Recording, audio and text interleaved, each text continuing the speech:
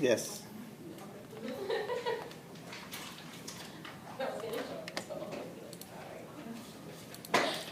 Okay, so we are talking about the digestive system, and in last lecture we stopped here. We are talking about the salivary glands. There are three sets of salivary glands, and those are parotid glands, sublingual glands, and submandibular glands. And the location of those three glands, if you see where those glands are located, parotid glands are located in front of your ear lobule. So just in front of your ear lobule, that's the parotid gland. And parotid gland is the largest among those three types of salivary glands. And then sublingual is below the tongue. That's why it is called sublingual. Lingual is tongue, sub is below, and submandibular is below the mandible, that bone. Now, composition of saliva. Salivary glands secrete or release the saliva, and if you do the chemical analysis of saliva, you'll see that 97 to 99.5% volume of saliva is water. So it is highly watery secretion. Okay? And slightly acidic. That means the pH is slightly lower than 7.0. You will find electrolytes dissolved in water. But electrolytes, sodium, potassium, chloride, phosphate, and bicarbonate. Those electrolytes are present in saliva. Remember, electrolytes should carry the electrical charges, right? Positive or negative. That's why those are electrolytes. And two enzymes are present in saliva.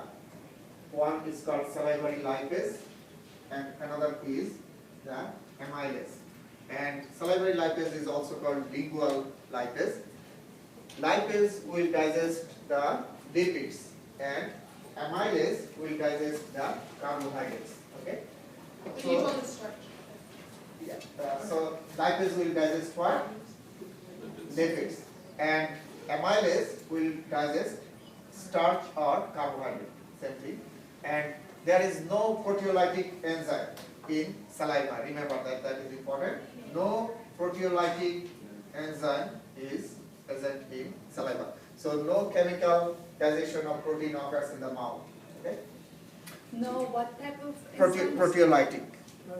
Proteolytic. Okay. Now saliva has mucin. Mucin is what? Mucin is sticky secretion. Okay? And that will help in the formation of food bolus. You know that after you crush the food, then a nice bowl of food will be formed, right? That you have to push back. So nice ball of food will be formed because of sticky secretion. That is mucin. Saliva also has metabolic waste, harmful chemicals that are produced in our body during metabolism. Urea, uric acid, those are excreted from the body through saliva. Most of the urea, uric acid goes out through what? Urine, right? Urine, urea, uric acid goes out through urine, right? But a small amount goes out through saliva. Saliva has lysozyme, immunoglobulin A, defensin, and cyanide compounds, and those things can inactivate or kill the microorganisms. Okay, so those are helpful in defensive mechanisms. So that's the composition of saliva. Now, important thing here, let me tell you a couple of important things here. First, you need to know all of them, but if you ask me which are the important, I will ask, saliva is what type of secretion? Mostly watery. What percentage of saliva is water? 97 to 99.5. Okay? And is it slightly acidic or alkaline? Slightly acidic.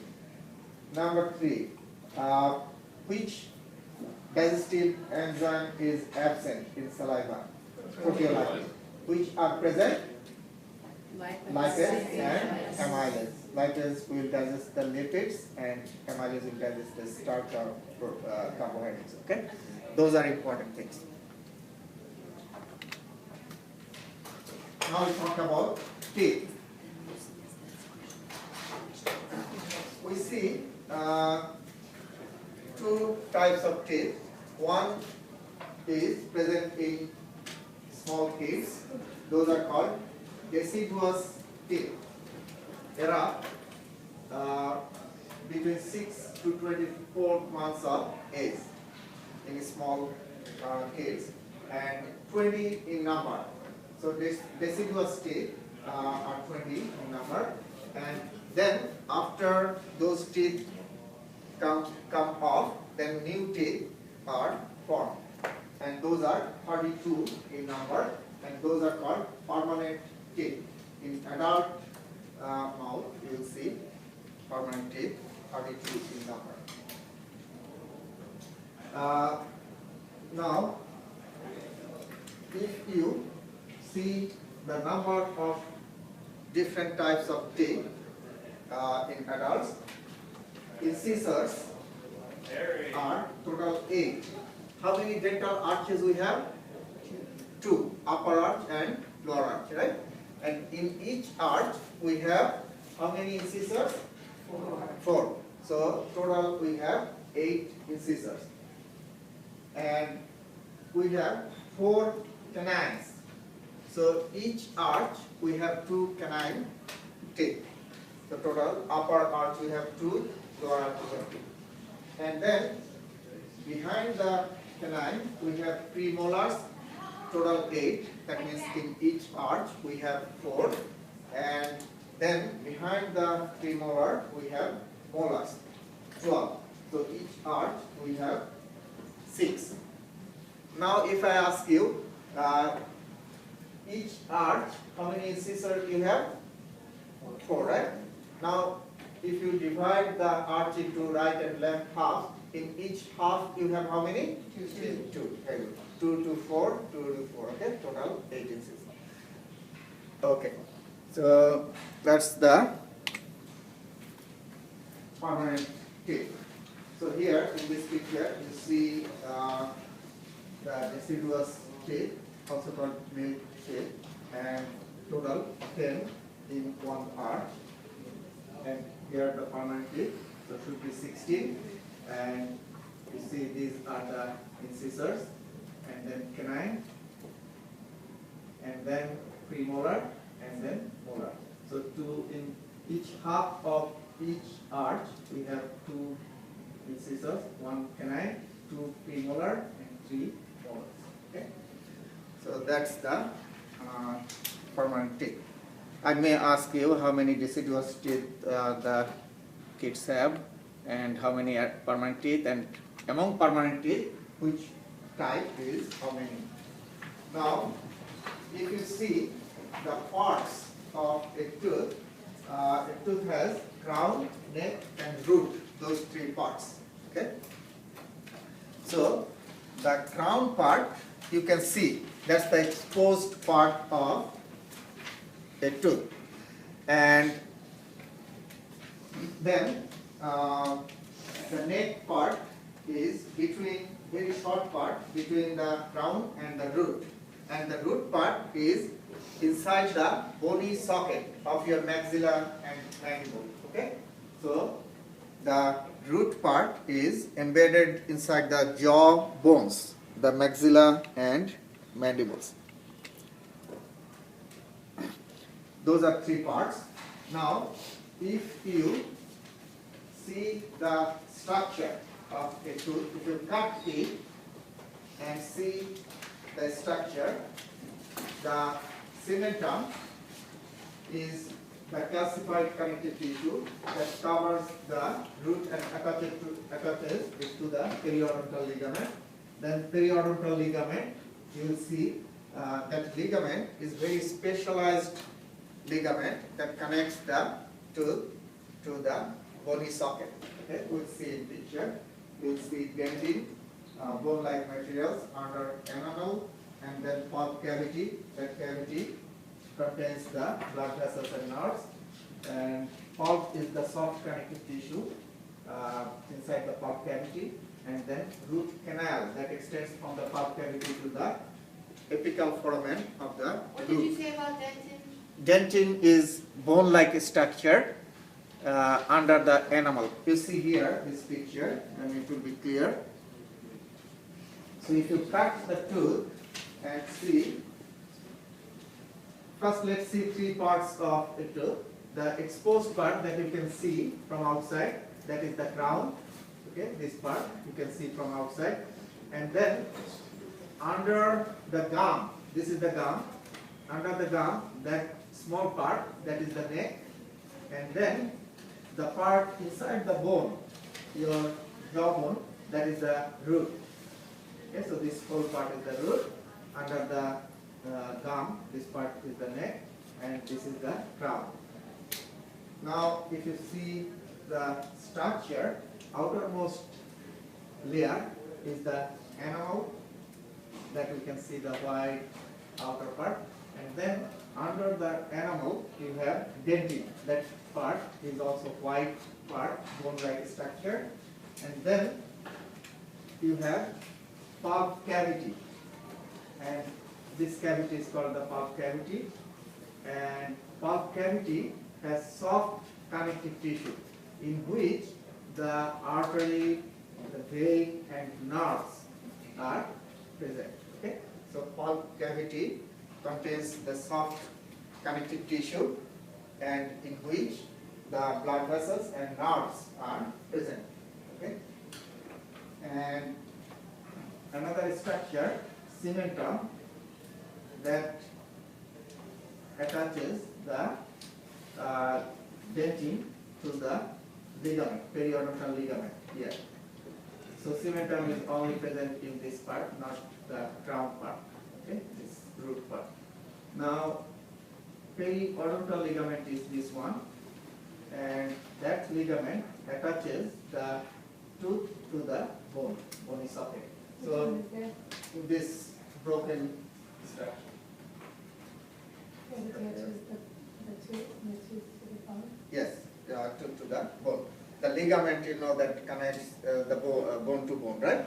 And so tooth is connected to the bone by periodontal ligament. It is a highly specialized type ligament that is only present in the tooth.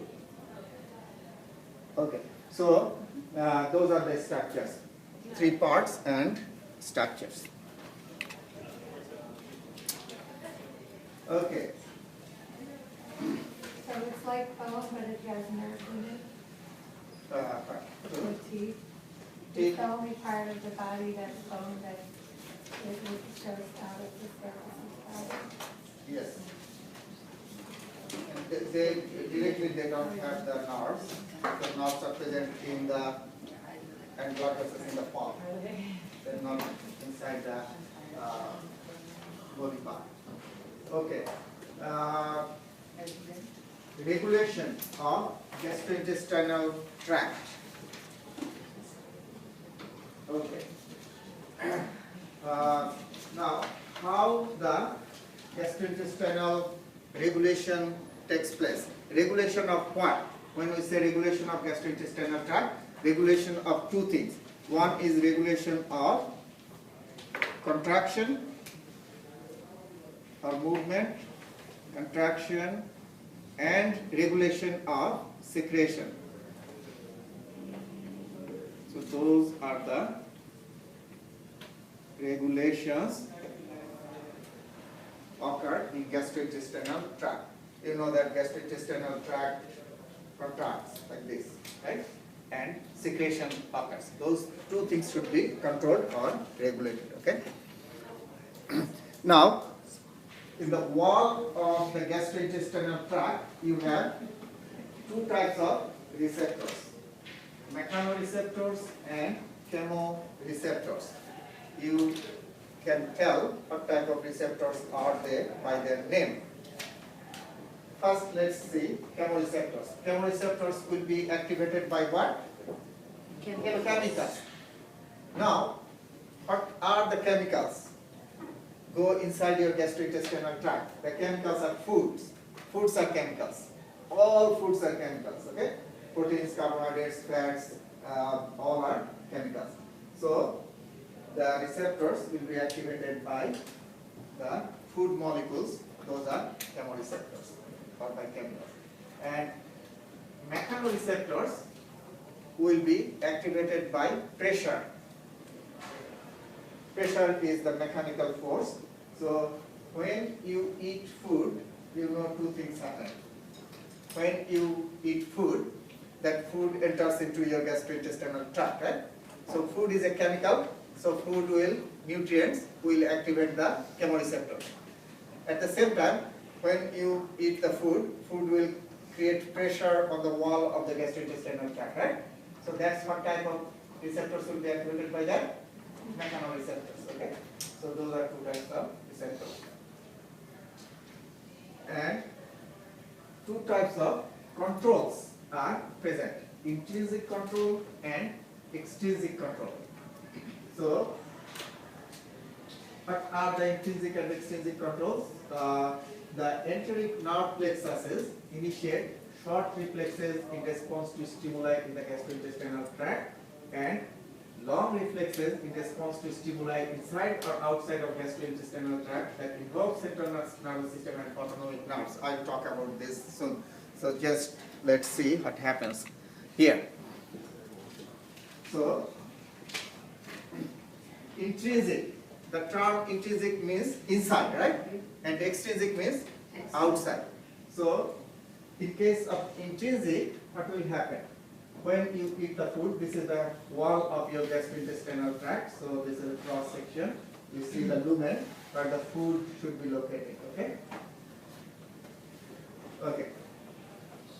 When you eat the food, the nutrients are chemicals, right? Food is chemical. So chemoreceptors will be activated by the food molecules, and also the food will cause pressure on the wall. So mechanoreceptors will be activated. Okay? So just remember those two receptors will be activated by the presence of food in your gastrointestinal tract.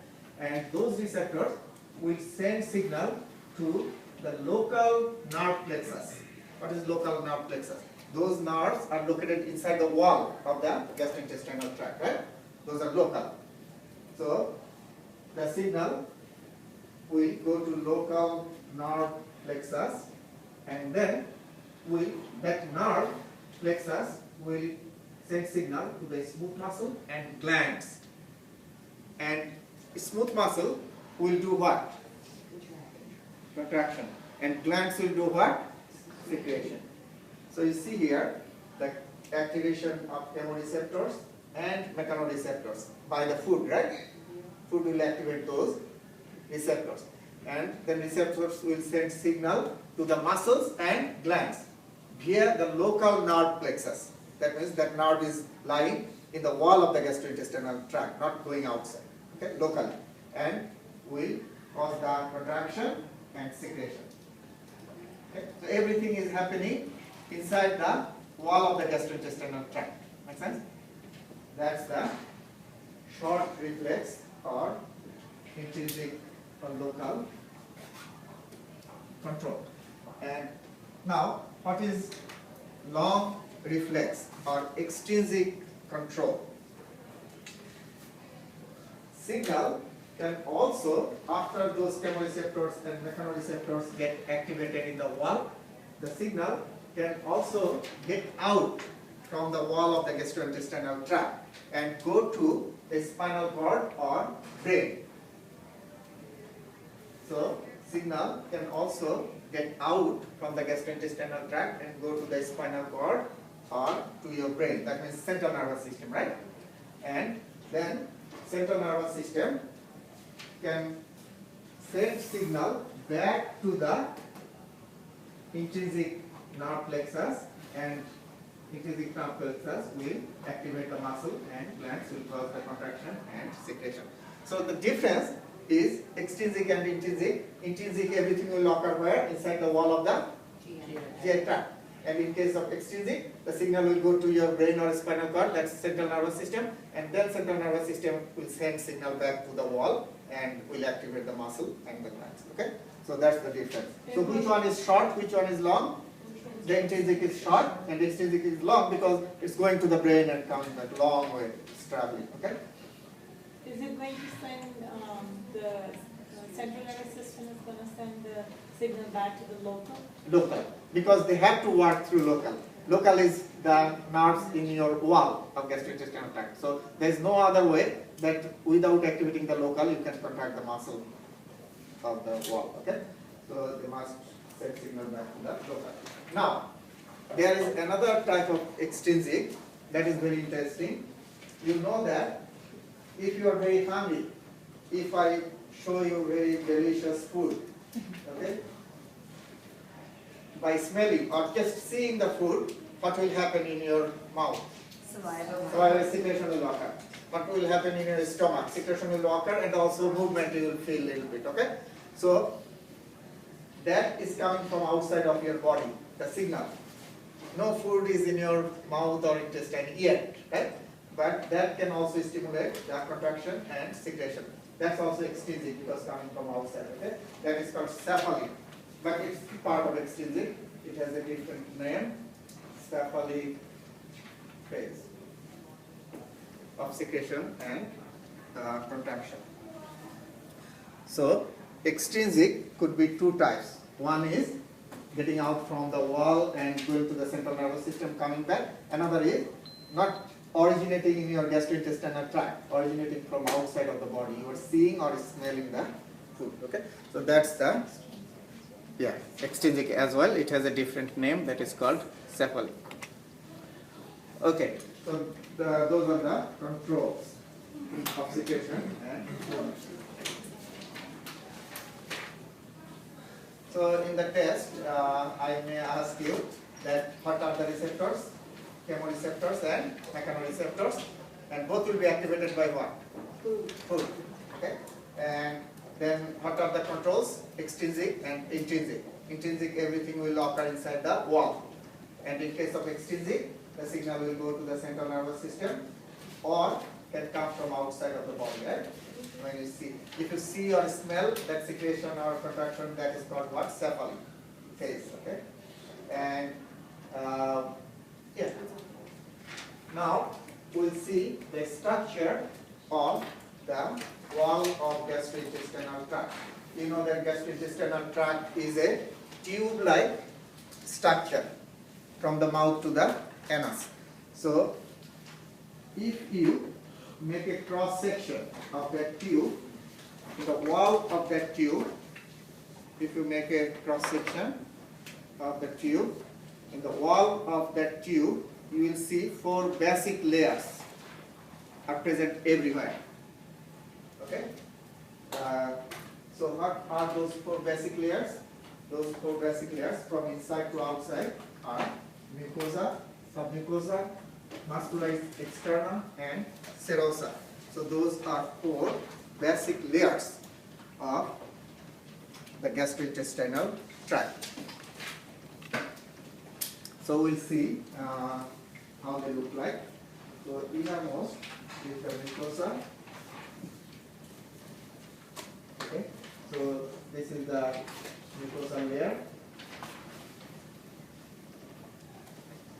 and then submucosa here, this one, and then muscularis layer, and then outermost is the serosa. Okay, so those are the 4 layers. Now, mucosa, the innermost layer, lies the lumen. Lumen means the opening inside the tube. Okay, so the innermost lining is formed by the mucosa, and the mucosa has 3 sub-layers. So innermost layer mucosa has 3 sub-layers. What are those? Epithelium, lamina propria, and muscularis mucosa. And the functions of mucosa: secretes mucus. Mucus is that slippery secretion. Digestive enzymes and hormones are secreted by the mucosa. Absorbs end products of digestion. After digestion, the nutrient molecules should be taken into the blood. Okay, so that absorption is helped by mucosa. Protects against infectious diseases. So microorganisms cannot enter into the blood because of the mucosa. That prevents the microorganisms from entering into the blood. Okay. Now if you see the picture, those 3 sub-layers of mucosa are here. So this is the epithelial lining, epithelium, and then under the epithelium, this is connective tissue layer that is called the lamina propria, and then the third one is the muscularis. Muscularis is formed by smooth muscle, of course. So this is the muscularis, okay? So epithelium, lamina propria, and muscularis. So the epithelium is the innermost of those Innermost 3 layers? and formed by epithelial cells. Okay? So why is it that isn't there friendly bacteria?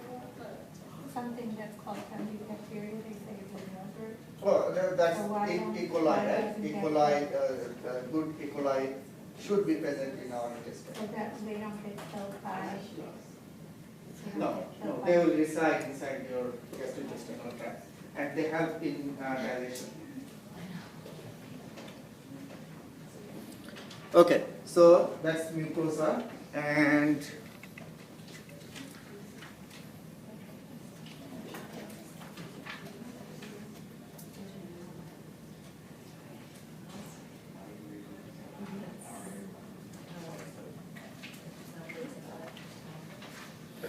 okay, so the epithelium of mucosa is formed by simple columnar epithelium, simple columnar type of cells, and the simple columnar epithelium helps in the absorption of nutrients. So the epithelium has simple columnar epithelial cells that help in the absorption, and another type of cells are present in the epithelium. Those are mucus secreting cells. They will secrete mucus. Mucus is very important because mucus, I said you that mucus is slippery secretion, right? So that will keep the wall, inner surface of your gastrointestinal tract very slippery, so the food can easily pass. Okay, food can easily pass through the gastrointestinal tract. Okay, and mucus has another important function, is protects digestive organs from enzymes. You know that acids are secreted in your stomach, right? And that acid, if the mucus doesn't line the inner surface of your gastrointestinal tract, the acid will get easily attached to the wall of the gastrointestinal tract and will destroy the wall of the gastrointestinal tract because acid is harmful, right? So mucus forms a fine layer or coat inside the gastrointestinal tract and does 2 things. Since it is slippery, it helps in the passage of food. Number 2, it protects the wall from the acidic secretion. Just remember those 2. Lamina propria layer of mucosa is formed by connective tissue, and it has blood vessels and another very important thing, that's the lymphoid follicles. Lymphoid follicles are present in the lamina propria. And lymphoid follicles contain the lymphocytes, you know that, and lymphocytes kill the microorganisms. Okay, muscularis mucosa, that is formed by smooth muscle and produces weak movement of the wall. So muscularis mucosa of mucosa is formed by smooth muscle and produces weak movement because we have another muscular layer. You remember those 4 basic layers? One is the muscularis externa. That is the main muscle layer. So that will cause the forceful contraction. You said that the epithelial help in absorption of nutrients? Yes. Submucosa is formed by connective tissue and it contains the blood vessels, lymphatic vessels, lymphoid follicles and nerve plexus. So all those important structures are located in the submucosa. Lymphatic vessels, lymphoid follicles, blood vessels and nerves. Muscularis externa, now that thick muscular layer which will cause more powerful contraction. So muscularis externa, in this layer, the smooth muscle fibers are arranged in 2 ways. See here, some smooth muscle fibers are going like this. If this is the tube, the smooth muscle fibers are going like this, and some smooth muscle fibers are going like this. Okay, so 2 arrangement. One type of smooth muscle fibers are going like this, circle, and another is longitudinal like this. Okay, so circular is the inner muscle fibers and outer muscle fibers are going along the tube, longitudinal. But both are, remember, smooth muscle fibers, just arrangement is different, okay? The way they are arranged. Responsible for the movement of the wall. Now if I ask you a simple question, that circular muscle fibers will cause what? If the circular muscle fibers contract, it will cause the Pressure. constriction of the lumen. The lumen will get narrower, right? Circular muscle fibers. This is the lumen, right? So if it contracts, it will narrow the lumen. And longitudinal muscle fibers will do what? If they contract, they will make the tube shorter because longitudinal muscle fibers are going like this, right? So when they will contract, they will make the tube what? Shorter, like this. Make sense? Yeah. No. Okay. So circular muscle fibers are like this. Okay. This is the tube, lumen, and circular muscle. This is circular muscle. Okay. If circular muscle contracts, then the lumen will get smaller. Very good. And longitudinal is going like this. Okay. So if all those fibers contract, then the tube will get shorter. Okay. So those are the actions of those 2, and both are important. Okay. Serosa is the outermost layer, and serosa is nothing but visceral peritoneum. You have seen when I showed you the peritoneum, this is the wall of the gastrointestinal tract. So this peritoneum is the parietal one, and from parietal, the peritoneum goes in and covers the gastrointestinal tract like this. This is the visceral, right? Visceral peritoneum. So it is nothing but the serosa is nothing but the visceral peritoneum. That's the outermost layer. Wait, where you looking at? You remember when we talked about peritoneum? It has how many layers? 2. 2. The one is attached to the wall of the abdomen, that's the parietal. And parietal is going inside and covering your stomach, your intestine like this, right? So that one is the visceral.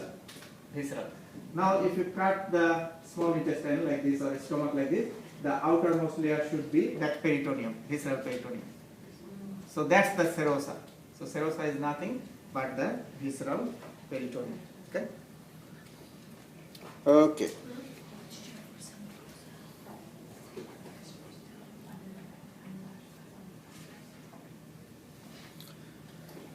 Okay.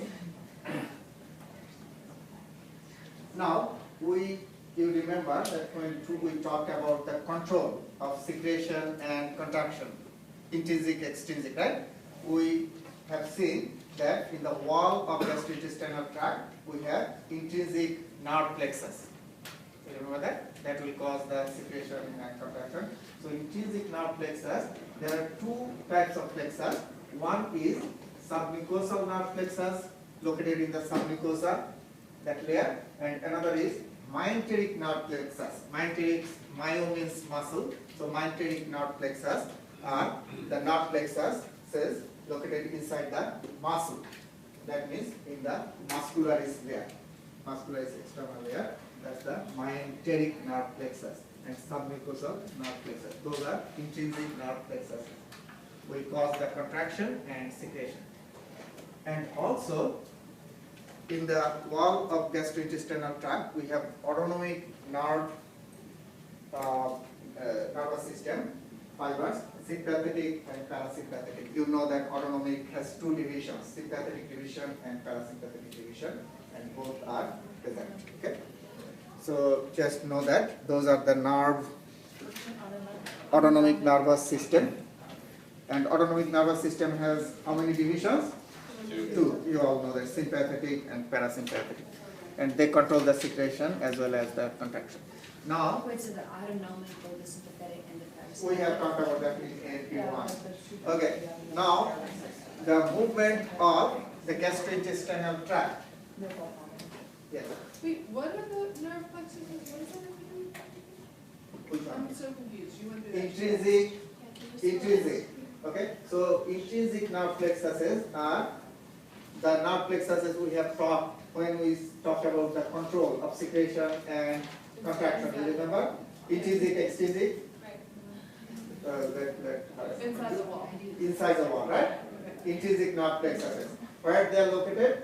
One set is present in the submucosa. That's the Do we need to know what submucosa. it does? Yes, that's the submucosa, right? Another set is present in the muscular layer. The muscular. That's the myenteric. Myo means muscle. Okay? Got it? And also we have autonomic nervous system. Autonomic nerves. And autonomic nerves, you know that have two divisions, sympathetic and parasympathetic. Do we need to know anything about this? No, just know the name. Okay? Now we'll talk about different types of movements occur in the gastrointestinal tract. So, in the gastrointestinal tract, although many books say that two types of movement, but actually another type of movement is present, so I'll write it here. One is peristalsis, and another is the segmental, and third type of movement that's interesting called pendular movement. So those are three types of movements occur in the gastrointestinal tract. Okay. Now, peristalsis. What is peristalsis? Peristalsis is the best way to explain is if you take a rubber tube, okay, take a rubber tube and put some slippery thing inside the tube and put your the ring, okay, or just put a round marble inside it or ring inside it, and then hold outside like this with your fingers and squeeze and push it forward. Okay? So the type of Like you do the toothpaste kind of. yes. So you squeeze like this, right? So okay, so you put something round and push like this. That's the peristalsis of, and that round thing is the foot bolus. Okay, so foot bolus will go downwards like this. So that type of movement is the peristalsis. So basically, the muscle will push the foot bolus from the back and will let it go like this. Since inside is slippery, it will move. Okay, and segmentation. So peristalsis is wavy movement, right? When wave starts, if you throw something in water, the wave will start and will go to the side, right? Yeah. So that is peristaltic. In case of segmentation, the movement will not move like wave. It's like in many locations, if this is the gastrointestinal tract, in many locations at the same time, the contraction and realization will occur, but it will not move down. What? Same place, this is the tube, the contraction and realization will occur. It happens all Locally, along, or just where the food is? all along. I Okay. mean, it just But keeps the food- closing, so it makes the food move. Yes, food will stimulate the movement, of course. Food will stimulate the mechanical receptors, mechanoreceptors. So now, if you see the contraction has started here, the contraction has, your food is here, okay? Just think that your food is here. So contraction will occur there, right? Start there, and the contraction will move like this to move the food down. Make sense? So that's what? Peristalsis. Peristalsis. Now, food is all along here, and contraction, realization occurring at different locations like this. That's the segmentation. But Right? why does that segmentation? What is Just to break the long food bolus into small pieces. Cut it into So small pieces. it doesn't squeeze it from the top of where the food is, it No, squeezes it no. from the Along whole the side of the area, food. Yeah. all around where the food Yes. is. Okay, so it will split or divide the food, long food bolus into small pieces. Okay, so that's the segmentation. Segments, you know, segments means pieces, right? Pieces. Okay, pendular. Small amount of movement, pendular movement occurs in your gastrointestinal tract. You know that when we talk about mesentery, this is the mesentery. Okay, so that's the peritoneum hanging the gastrointestinal tract inside your abdominal cavity, right? So one end is attached to the wall and other end is attached to the gastrointestinal tract. So a small amount of pendular movement occurs in the gastrointestinal tract too. So those are three types of movements. So in last pendulum, you know pendulum? Like back and forth. And you said that's your mesentery? Yeah, mesentery. Mesentery is hanging the gastrointestinal tract, so it will move like this. The mesentery is attached to the wall, right? One end, and other end is attached to the small intestine, for example. So it will move like So mesentery is the area where this movement will occur, or is it is the mesentery is the one that, this is the mesentery, right? right, This is peritoneum. right? Okay, so this end is attached to the wall. Like if I tie you with a rope and hang to the wall, then what type of movement is possible? Like this, right? Pendular, right? So this is actually cavity, right? Inside the cavity, your intestine is attached to the wall by the mesentery. Okay? So it will move like this. We don't know why that happens, but that movement also. Okay, in last class we have talked about the first organ of your gastrointestinal tract, that's the mouth, right? We have talked about mouth. So now we'll talk about the esophagus, the next to the mouth. Next to the mouth is the pharynx and then esophagus. We have talked about pharynx too, three parts. So esophagus is a flat muscular tube from laryngopharynx to stomach. So it starts from the pharynx, lower end of pharynx, and ends at the stomach. And it pierces diaphragm at esophageal hiatus. So if this is the diaphragm and this is your stomach, this is esophagus and this is your stomach. So this is diaphragm. The esophagus pass through the diaphragm, okay, and this opening is called the hiatus, through which the esophagus pierces the diaphragm. That's the esophageal hiatus, and joins stomach at the cardiac orifice. So this area is called cardiac orifice. Orifice is opening, so cardiac indicates the stomach. Okay, so cardiac orifice. Now, inner lining of esophagus. Inner lining of esophagus is stratified squamous. That makes sense, right? Because stratified squamous you will find where? Where the friction occurs, right? And it is a narrow tube, so food passes through it. That's why it is lined with stratified squamous. And in the stomach, the lining is simple columnar, because you know that in the stomach we need absorption and secretion, so simple columnar. Esophageal glands are present in the submucosa, and that secrete mucus, and that helps in the movement of the food bolus.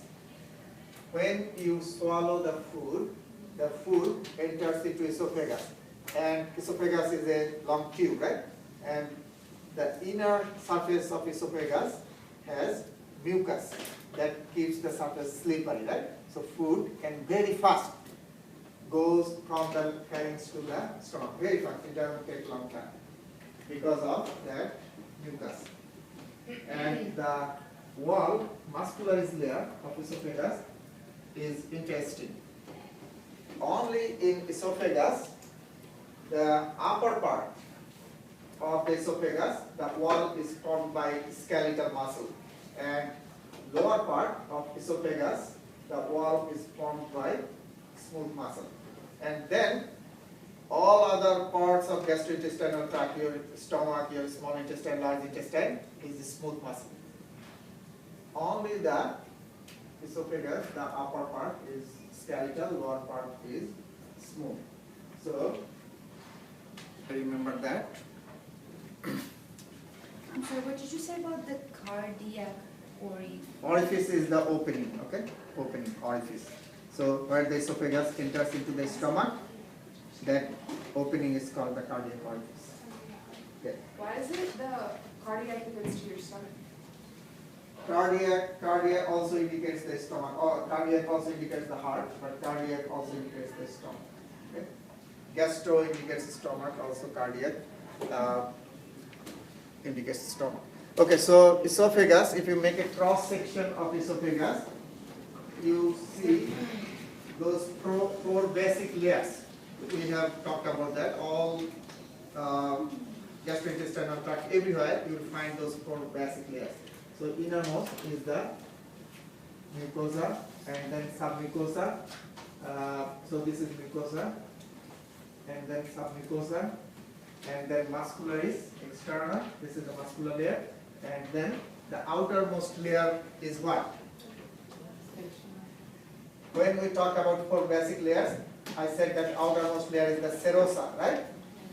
And which is what? Nothing but visceral peritoneum. Right? Visceral peritoneum. Is there any peritoneum in your neck? No. Peritoneum only present in your abdominal cavity, abdomen, right? So esophagus is here. So there is no visceral peritoneum. That's why this is not called serosa, this is called adventitia, because it's not really the same structure as visceral peritoneum. Okay? So the outermost layer in case of esophagus is adventitia, remember that. I may ask this in the now we talk about deglutition. Deglutition is also by swallowing of the food. So deglutition involves the tongue, soft palate, pharynx, esophagus, and 22 muscle groups. So those all together work in deglutition, during deglutition. So deglutition or swallowing of food has two phases, buccal phase and pharyngeal esophageal phase, also called pharyngoesophageal phase. So buccal phase takes place inside the mouth, because that's the buccal cavity or oral cavity, same thing, okay? Happens in the mouth. So deglutition or swallowing starts inside the mouth, and then next phase is pharyngoesophageal in pharynx and esophagus. So first, what happens in buccal phase? after we eat the food, put the food inside the mouth, we crush the food and food gets mixed with the saliva and a nice bolus of food is formed, right? Nice food bolus is formed. And when the bolus is ready, what we do? During the buccal phase, the tongue presses against the hard palate and forcing the food bolus into the oropharynx. You see here, the front part of tongue will move up and the tongue will be pressed against the hard palate. This is the hard palate. So that will push the food bolus from the front to the back. So we'll push the food and food will, since it is slippery, so food will start to move backwards towards what? Oropharynx. It should not go to nasopharynx, right? Okay. So the food will enter into the oropharynx. Nasopharynx is this part only for air. Okay. And this phase is voluntary or involuntary? The buccal phase? Voluntary. We move the tongue voluntarily, right? To push the food backwards. Okay. And during that time, the upper esophageal sphincter, there is a sphincter here. This is the esophagus. Upper esophageal sphincter will remain closed, constricted. Okay. Okay. Now see what happens.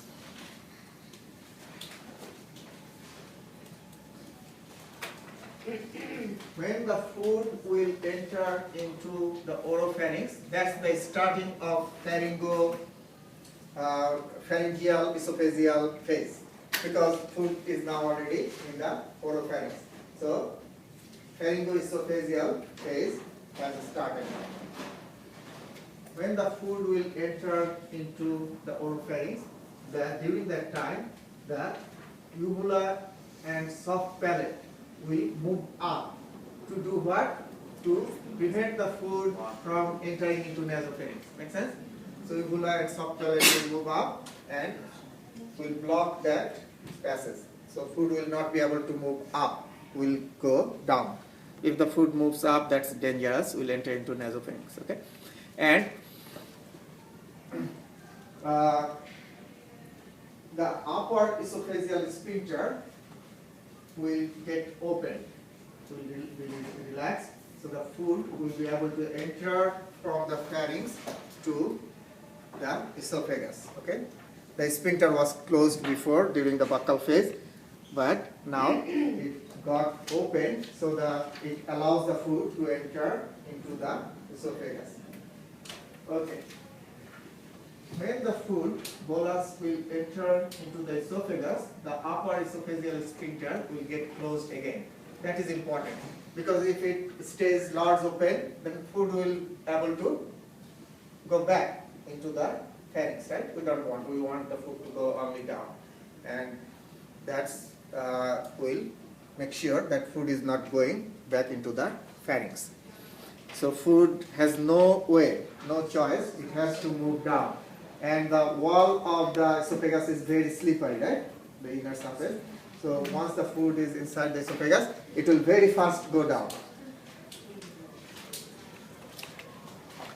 Okay, now you see what type of movement will move the food down?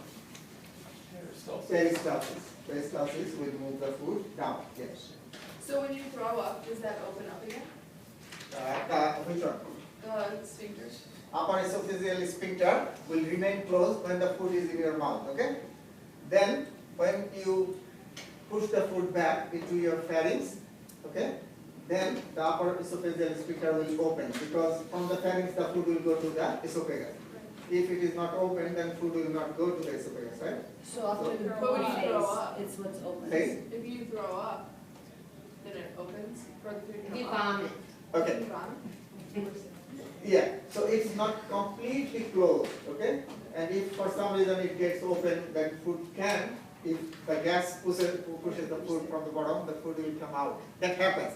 If something pushes, most of the cases the gas tries to come out suddenly, and that will push, and the sphincter will get open, because it is not really a, very strong sphincter. It's a sphincter, but it can get opened by pressure.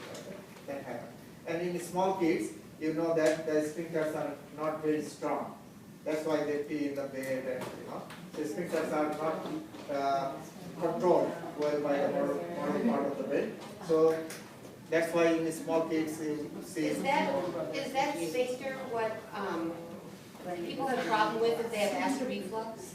That's the lower sphincter. We'll talk about that, yes. Okay, so once the food is in the food bolus in the esophagus, it will very quickly move down by peristalsis, that wavy movement. And the food will enter into the stomach through the gastroesophageal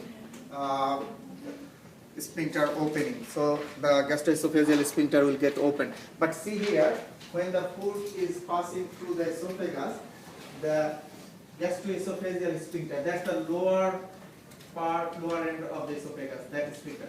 So we have seen two sphincter, the upper esophageal sphincter and lower one is the gastroesophageal, that means stomach and esophagus. This sphincter will remain closed, but when the food will approach very close to the stomach, then that lower sphincter will get opened. Okay, so the food will be able to enter into the stomach.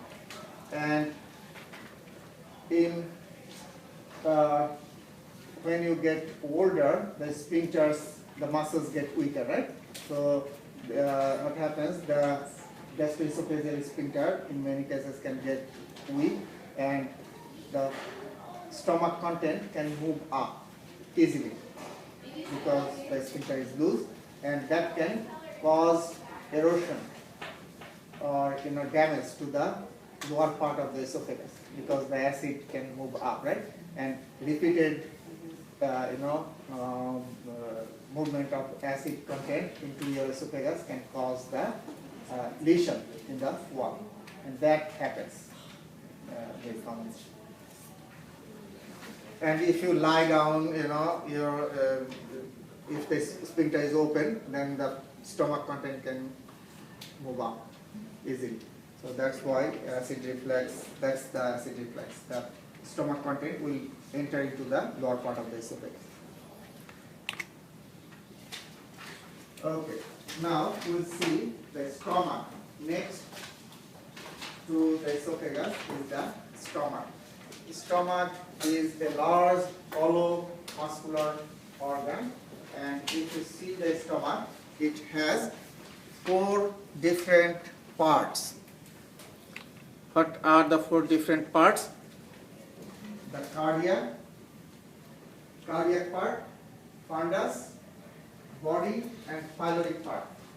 So cardiac part is the part where the esophagus enters into the stomach. So near the entrance of the esophagus, this part is called the cardiac part. Then fundus. Fundus is dome-shaped part of the stomach. You know dome, right? D-O-M-E, dome-shaped part. That part is the fundus. And then, so that is the fundus. That's the cardiac area. And then this part is the body of the stomach. Body of the stomach. And last part is the pyloric part.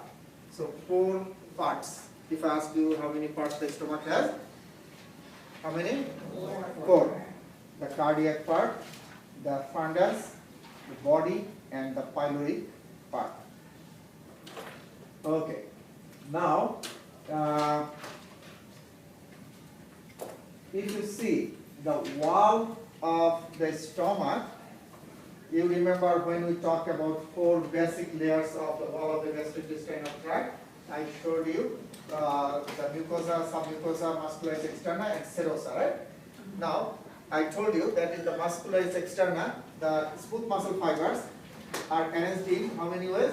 2. The circular and longitudinal.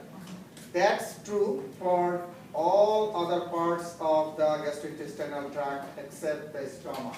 The stomach has an additional layer that's called the oblique. So some muscle fibers are obliquely placed. So that oblique layer is the innermost layer. So an extra layer of smooth muscle is present in the stomach. That's the oblique layer. Remember that. So stomach wall, muscular part has 3 layers. Okay. Now, Which inside direction does that take me again? Yeah, that's this one. oblique, this is the longitudinal, right? Straight down. And this is oblique. And, so they Something go, like that. some go this way, some go this way, and some go this Yes. way. So innermost fibers go oblique. Okay. Now, if you see inside the stomach, there are many folds present inside the stomach. Those folds are formed by mucosa. That's the innermost layer, right? Of those 4 basic layers, innermost layer is the mucosa. So many mucosal folds are present in the inner surface of the stomach. Those folds are called rugae. Rugae, gastric rugae, should be here. Here, rugae of mucosa. So mucosa will form many folds. You see here, these are the folds. You see these folds? These are called what? Rugae. And since the rugae in the stomach, these are called gastric rugae, and formed by what? Which layer? The mucosa. The mucosa form the rugae. Now, when the stomach is empty, the gastric rugae are more prominent. That makes sense, right?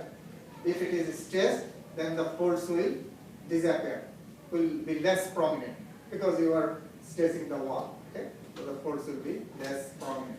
When the stomach is empty, you will see those rugae very clearly and prominent.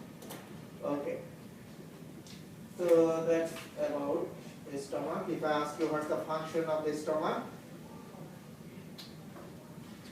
first function is the storage of food, because food is stored in the stomach for hours, several hours, and also digestion.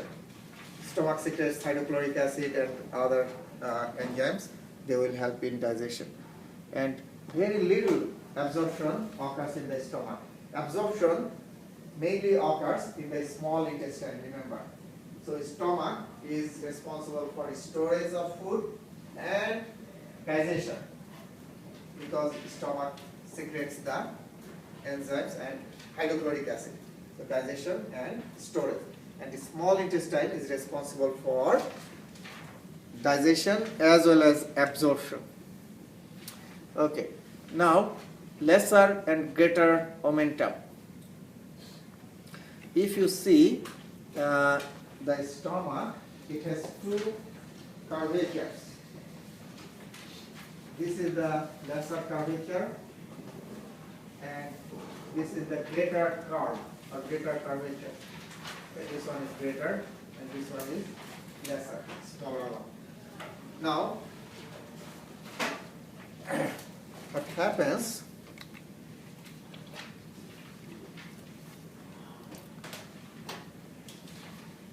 The lesser curvature is this one.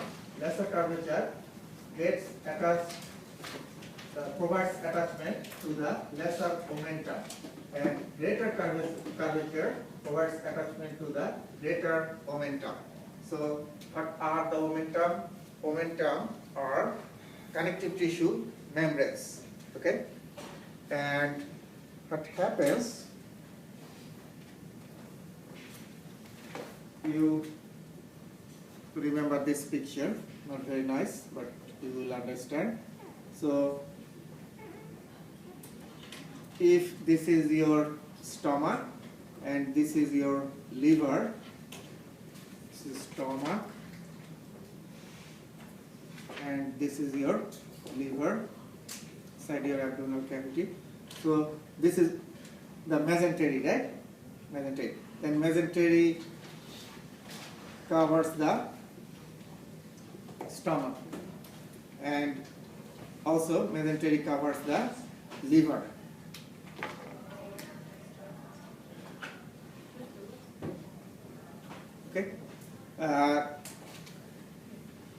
So what happens, you see the visceral peritoneum covers the liver and then join together here and then move towards the stomach and covers the stomach here, okay? And from there, what happens? They move down like this. So I'm repeating again, see here, this is the liver, this is the stomach. So from the wall of the abdomen, the visceral peritoneum, right, is going in and covering the stomach, like this, covering the stomach. And then in this side, they are joining together, right? And this is called the lesser omentum. So this is the liver.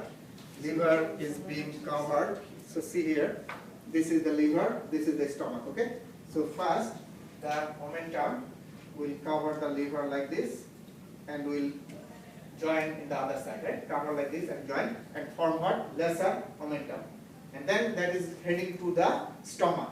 And again, covering the stomach like this and going down, okay? So now let me So that's show just you. the name of the, It's same structure, okay? Right. It's peritoneum, but Peritoneum. different name. but it's Different. just the specific name. It's specific name, yeah. So from the liver to the stomach, that one is lesser omentum, okay?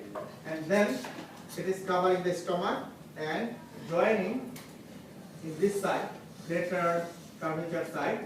And now I said after they join, they move down, right? But they did not show here because they have dissected that part out. But this is the greater omentum and it should move down like this. Drag down like the bed sheet. When you put the bed sheet, the part goes down, right? So it will go down and cover the intestine from the front like this. But It covers the transverse colon. transverse colon as well as the small intestine. It's like a sheet that. Like a covers sheet it that down. covers the front of the And all, intestine. it's all attached to that Yep. layer. It's a And layer. the part that's covering the intestine and covering the stomach is the greater. Yeah, going down from the stomach and covering the intestine. Yes. That's the greater omentum. Okay? The greater omentum is greater because it covers the intestine, right? Like this. And lesser omentum is small, short, because from the liver to the stomach. It just It's links. small, yeah. So that's the lesser omentum. Okay? Now, you know that lot of fat accumulates on the greater omentum. That's why you see the pad of fat in your abdomen. Under the muscle, you have thick pad of fat because greater omentum, on the greater omentum, fat can easily accumulate. That's the main storage of fat in our body, the greater omentum. Okay? And that greater omentum has couple of important functions. Since a lot of fat can accumulate there, get attached there easily, it forms a pad of fat and that protects our abdominal organs, right? Protection. Number two, insulation. So the heat can not easily get in or get out from the abdominal cavity. So those are important functions. And stored fat. Fat is stored in the greater omentum. That's the main location where the fat is stored in our body. And we know that stored fat is not bad for all the time. It also helps, right? Provides ATP. So those are the functions.